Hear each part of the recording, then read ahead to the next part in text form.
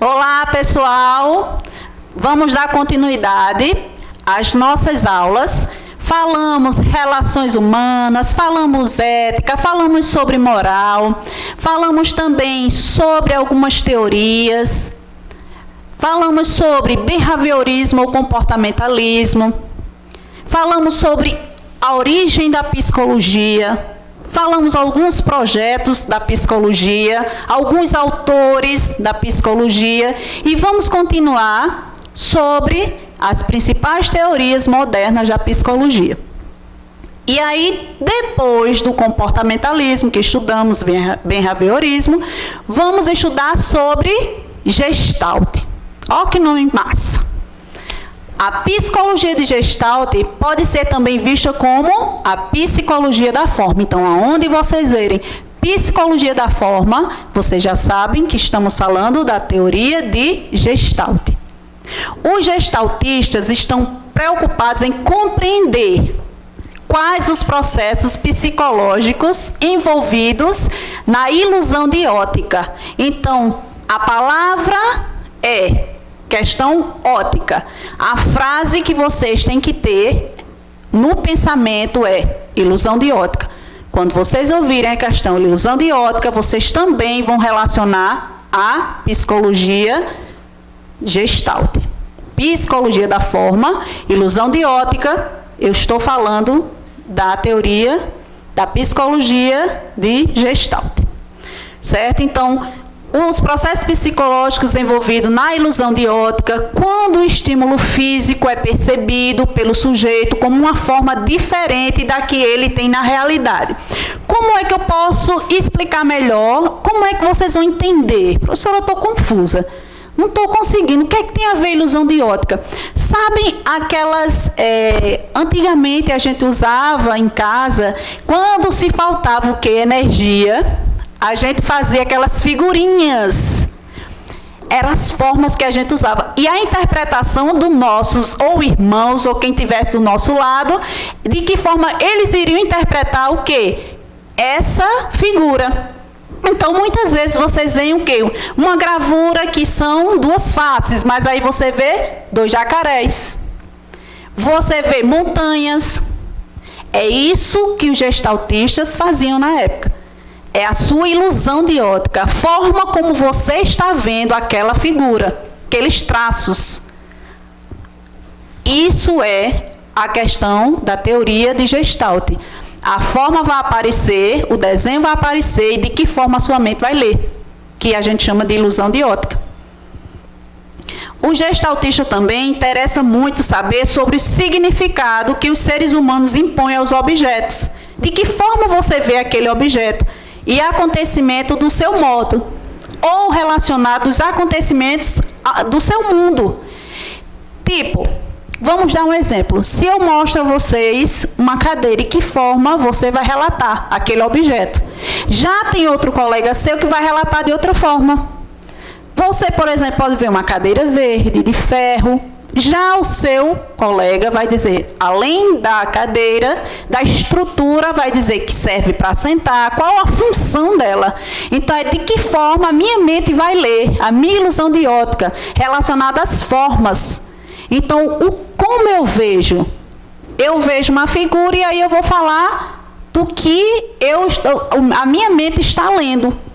Então, isso é a teoria chamada psicologia da forma. Então, de que forma a minha mente vai ler? Que é envolvido o quê? A ilusão de ótica. Então, se pensava o quê? Relacionado à minha percepção, o que eu percebo, e a solução daquele problema. E o meu pensamento. Então, o que é que acontecia? Os gestaltistas se interessavam em saber sobre essas questões relacionadas aos objetos, acontecimentos do seu mundo, a percepção que você tinha diante daquela figura e a solução que você iria dar para determinados problemas e pensamentos. Então, ele se preocupava com isso. Então, aonde você ouvir sobre a teoria relacionada, teoria Gestalt, psicologia da forma, ilusão de ótica, você já sabe qual é o tipo de teoria que você estudou. Então, você sabe qual é o tipo de teoria, você pode identificar. E a psicanálise, segundo Freud. médico vienense, que se especializou no tratamento de problemas do sistema nervoso e, em particular, de desordens neuróticas. Freud adotou a hipnose, como eu já havia dito anteriormente, para ajudar as pessoas a reviverem as experiências traumáticas do passado que pareciam associadas com seus sintomas atuais. Então, aquilo que eu tinha sofrido no passado, o trauma que eu sofri no passado, eu não queria trazer à tona, porque me traz sofrimento. E segundo essa teoria, para que acontecesse o tratamento, eu precisava reviver. Eu precisava trazer à consciência aquilo que estava no meu inconsciente, para poder resolver aquele determinado problema. Por quê? Porque aquilo me deixou o que a gente chama de um trauma. Então, muitas pessoas não conseguem levar a vida adiante e ter uma boa qualidade de vida relacionada ao seu psicológico, porque não conseguiu resolver determinados problemas que ficaram no passado. Se a gente for perguntar que tipo de trauma você teve, iremos ouvir vários diferenciados. Porque um teve um trauma, o outro também teve o mesmo trauma? Não, cada um tem. Medos, fobias. Então, o que é que a gente não quer? Relembrar. Então, o que é que acontecia com essa teoria da psicanálise?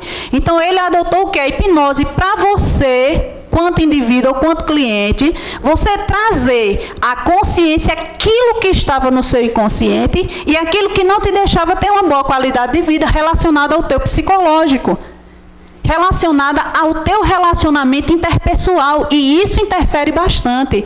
Por quê? Porque você não consegue ter uma qualidade de vida, você não consegue viver, você não consegue ser feliz, se você não resolver problemas que ficaram anteriormente, o que te causaram trauma, o que te causaram fobias, o que te trouxe ansiedade, o que te trouxe depressão, você não vai conseguir ter uma qualidade de vida, tanto no seu pessoal, quanto no seu profissional.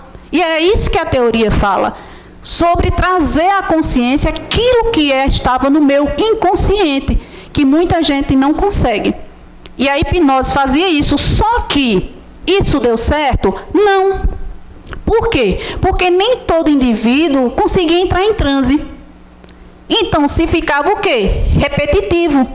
Nem todos podiam atingir um estado de transe e a hipnose parecia resultar em curas o quê? Temporárias. E não era isso que Freud queria. Curas temporárias. Com o aparecimento de posterior novos sintomas. Então, o que é que acontecia? Eram curas temporárias, porque nem todos entravam em transe e voltariam com o quê? Com novos sintomas, porque não resolveu aquele determinado trauma, só foi temporário. Freud, então, resolveu o método da associação livre, no qual os pacientes deitam num divã e eram encorajados a dizer o que quer que lhe viesse à mente. Desejos, conflitos, temores, pensamentos, lembranças, sendo também convidados a relatar seus sonhos. Olha como Freud foi esperto. E aí, o que é que você sentia? No divã, você se sentia numa zona de conforto, se sentia confortável para poder falar aquilo que estava no seu inconsciente.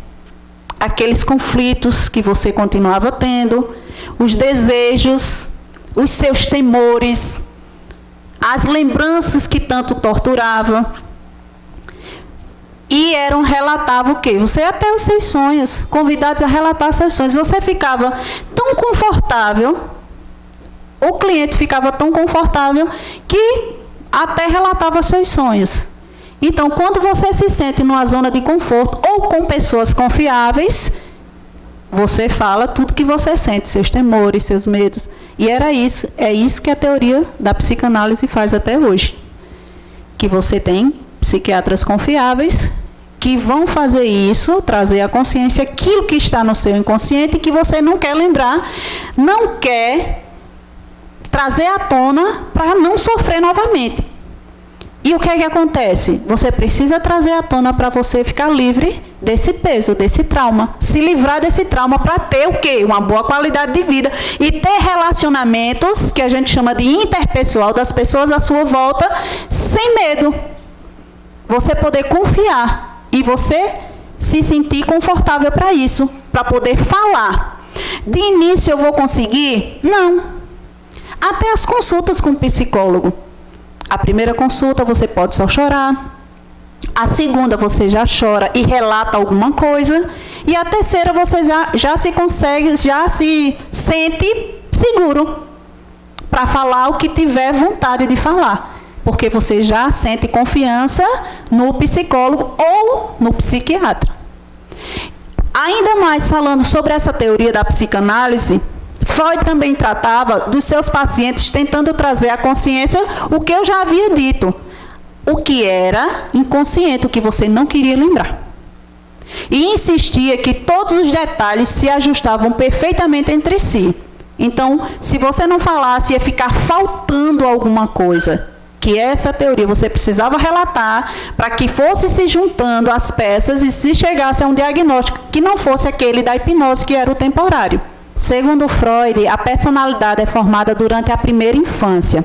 A exploração das lembranças dos primeiros 5 anos de vida é essencial ao tratamento. Então, devemos lembrar desde a infância. O diagnóstico só vai ser fechado se houver a questão de você trazer à consciência o que era inconsciente, ou seja, é formada durante a primeira infância, até os 5 anos de idade. Então, tem coisas que você teve no passado que ficaram como um trauma para você.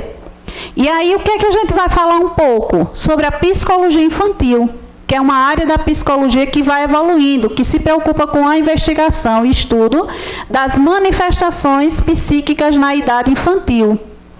Desde a obra de Breuer, a psicologia infantil nos Estados Unidos e na Alemanha, e foi se transformando em uma ciência ramificada, onde a psicanálise e a psicologia infantil têm um papel importantíssimo. Então, o que é importante é a construção do entendimento da criança. A personalidade é formada desde a questão da infância, do meio em que ela vive. Então, em que meio ela vive, que resposta ela vai ter, que foi a primeira teoria que vimos. Para além dos registros de cada um dos períodos evolutivos, são investigadas diversas funções, em particular como a evolução da fala, a questão da memória da criança, dos sentimentos, do valor e etc, certo? Mas aí o que é que acontece? A gente vai acompanhando a evolução psíquica dessa criança nos primeiros anos de vida, que é onde é formada a questão da personalidade, de caráter, certo? Então, a gente vai vendo como essa criança reage ao meio em que vive, de que forma vão vir essas respostas. O estímulo é justamente os eventos ambientais, aonde ela vive, e a resposta é o meio em que ela vive. Que resposta ela vai dar naquele meio? Independente de onde ela vive, ela vai dizer quem ela é. Nem sempre a gente leva dessa forma. Existem pessoas que moram em determinados lugares em que elas são totalmente diferenciadas daquelas crianças que moram naquele lugar. Então, essa teoria fala disso, certo? Da questão da infância, da questão dos primeiros anos de vida na formação da personalidade da criança. E aí vamos ver os princípios do comportamento humano. Aí vemos temperamento. O que é que quer dizer a palavra temperamento? Temperamento, a palavra quer dizer que tem sua origem, primeiro, origem no latim, representa a peculiaridade, a intensidade individual dos afetos psíquicos e da estrutura dominante do humor e da motivação. Atualmente, o que mais se aceita a respeito do temperamento é que certas características são decorrentes de processos fisiológicos do sistema linfático, bem como a ação endócrina de certos hormônios, que é o que acontece na adolescência. A questão dos hormônios. Como é que eles influenciam na adolescência? Só na questão física, só a questão do organismo, isso vai muito mais além. Então, isso influencia no temperamento. A questão hormonal também diferencia, muda muito na fase da adolescência, tanto para meninos quanto para meninas. tanto para adultos, a questão hormonal vai mudar, relacionada ao humor, relacionado à questão de relacionamentos pessoais, relacionamento quanto família. Assim pode-se explicar a questão genética e a interferência do meio, olha, o meio influenciando no meu comportamento, nas minhas respostas, sobre o temperamento de cada pessoa. Então, para se formar o temperamento, existe a questão genética, que vem se formando com os pais. Desde que nasceu, tem falando de ter temperamento, parece com o do teu pai ou da tua mãe. Já relaciona. Temperamento forte ou não. Já relaciona aos pais. E a interferência do meio também vão interferir na questão do temperamento da pessoa. Certo? E aí, temperamento. Poderíamos definir temperamento como sendo uma disposição inata e particular de cada pessoa. Então, não devemos exigir que tal pessoa tenha o mesmo temperamento que eu. E o que é que acontece? Pronta a reagir aos estímulos ambientais. Tudo ao meu redor, no meu ambiente, tudo que faz parte. É a maneira de ser e agir da pessoa geneticamente determinada. É o aspecto somático, soma aqui o temperamento, vai somar a minha personalidade. Então, o meu modo de ser, a questão dos estímulos que eu vou ter no meu ambiente, relacionado às pessoas em volta, a minha maneira de agir, a questão genética, porque, como eu já havia dito, tem pessoas que relacionam o seu temperamento a seus pais ou a sua mãe. Ah, você parece com seu pai, o seu temperamento. O pessoal já dizia, puxa seu pai ou puxa a sua mãe, no popular, certo? Mas aí veremos a seguir mais alguma coisa sobre temperamento, caráter, e aguardo vocês para as próximas aulas. Bons estudos!